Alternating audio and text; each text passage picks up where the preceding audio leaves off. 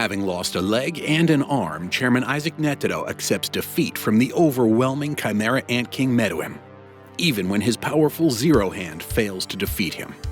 Sitting upright, he refuses to give up and activates the bomb inside him that triggers when his heart stops beating as a last resort. Meruem quickly tried to escape after realizing what Netero was planning, but was already too late and caught in the center of a massive explosion. The fallout cloud from this explosion formed a mysterious rose shape, earning the nickname the Miniature Rose. Now, let's look back at what happened that led to this superb fight. Remember to like and subscribe and leave a comment to let us know if you want any special encounters analyzed. With the emergence of the deadly Chimera ants, the Hunter Association has realized that they pose a grave threat to humanity. To satisfy their hunger, the Chimera ants started preying on nearby villages, until they discovered that eating Nen users also gave them Nen-like abilities.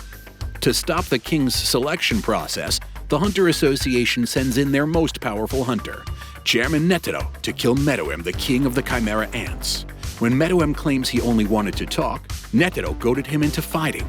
Not only was it his mission, but he also truly wanted to fight someone stronger than him and test his limits. Netero is the whimsical chairman of the Hunter Association. He earned the reputation for being the most powerful Nen user when he was young, and has retained his formidable strength even in old age. Although he comes off as a helpless old man, he is surprisingly fit and muscular for his age. He is seen to be energetic, playful, and quite mischievous, as seen in the Hunter exam arc. Not much is revealed about his past and how he came to learn about Nen. Meruem is the most powerful offspring of the Chimera Ant Queen and was later revered as the king of the Chimera Ants for his overwhelming power. He was initially a cruel and violent leader, mercilessly killing humans as he considered himself to be superior to all life forms. He showed no empathy towards others and viewed humans as nothing other than a food source. He later begrudgingly grows to respect Komuji, a blind girl who defeats him in Gunji, a board game like chess or shogi. He eventually came to care for her, like when she was hurt during the palace invasion. Chairman of the Hunter Association Netero and world-renowned assassin Zeno Zoldike infiltrate the royal palace from the air. Zeno breaks up his dragon and uses the dragon dive technique, causing a myriad of aura shards to rain down on the palace, which looks like dragons falling from the sky. They successfully sneak into the palace unobstructed, but discover that their massive attack has hit the frail human being Komuji. Meruem asks Neferpitu to heal Komuji, and he then suggests that Netero and Zeno take the fight elsewhere. They later drop to a barren desert miles away from the palace to avoid getting everyone caught in their battle. Before they start, Meruem offers him one last chance to surrender, claiming he doesn't stand a chance of defeating him.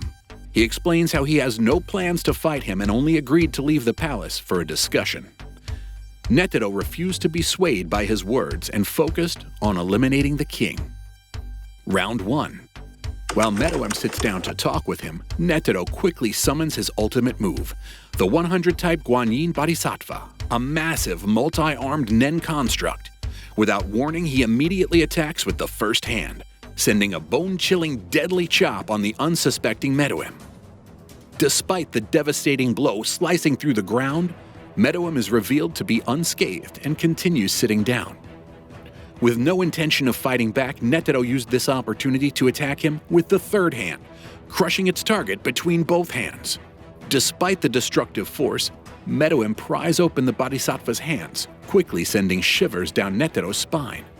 This forces Netero to jump back out of fear, but Meruem still refuses to fight back and sits back down.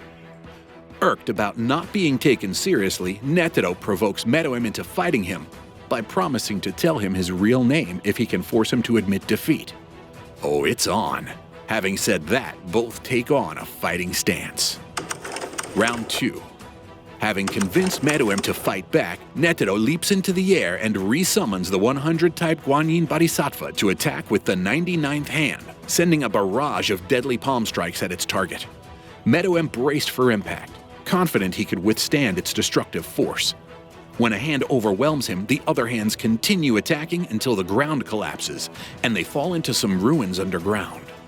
Meruem is unfazed and seems to be unscathed despite Netero's harrowing attacks. Netero doesn't let up and continues his attacks, blowing Meruem back to crash against a column.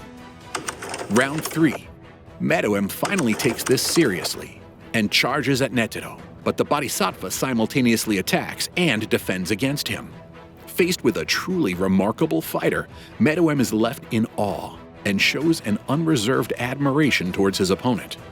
Experiencing the relentless attacks, Meruem discovers that only when Netero brings his hands together, he cannot catch up to Netero's attacks. Realizing that, he continues to charge at him in all directions, familiarizing himself with the infinite number of attack combinations Netero's Bodhisattva can perform. Meruem believes that should he figure out Netero's rhythm, he could predict what type of attacks he will be using distinctively. In a battle of endurance, the first person to make a mistake will lose. As each tests the limits of their stamina and endurance, Meruem eventually feels the pent-up damage he has sustained in battle, while Netero gravely loses a leg. Meruem insists he stops the bleeding and tell him his name. Bleeding out, Netero taps his leg and forcibly closes the wound using Nan. Damn! Round 4. Meruem is resolved to finish the fight and declares that he will aim for his left arm next.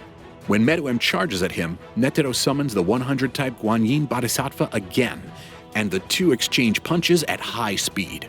Meruem eventually gets the upper hand after discovering Netero's habit of using certain attack patterns.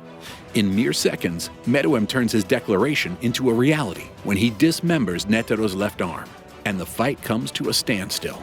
Despite losing both limbs, Netero refuses to give up and attacks Meruem with the zero hand. Suddenly, the Bodhisattva appears behind him and holds Meruem in place while it charges up for one powerful attack. In this state, Netero has transformed the entirety of his aura into a dazzling light and fire with a merciless roar at its target. Even despite such a devastating attack, Meruem comes out of it still standing, while Netero shrivels up and turns into a frail human, completely drained of aura. Despite being turned into a sorry state, Netero refuses to give up. He finally tells him his name. Meruem, but warns him of the bottomless malice of the human heart. In a last resort to defeat him, Netero punctures his heart with his finger to forcibly activate the bomb implanted in him. Boom! And just like that, we are back where we started. Although Meruem survived the blast, he eventually died from the poisoning that he got from the explosion. That's all for now. Thanks for watching Epic Animated Encounters. Don't forget to like and subscribe for more action-packed showdowns.